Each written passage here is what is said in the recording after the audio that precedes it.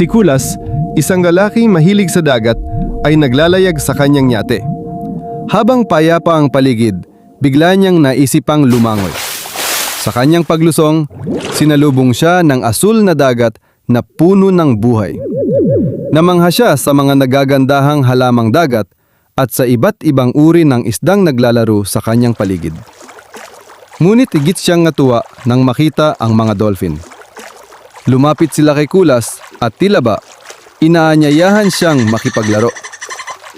Habang sila'y nagtatampisaw, hindi na malayan ni Kulas na may kakaiba ng nangyayari.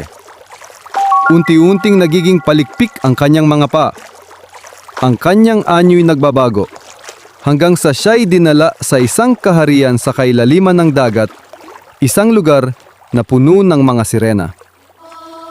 Namangha siya sa karangyaan ng kaharian at sa kagandahan ng mga nilalang na naroon. Ngunit ilang saglit pa'y bumalik siya sa kanyang sarili. Unti-unting nawala ang palikpik at muli siyang bumalik sa kanyang yate.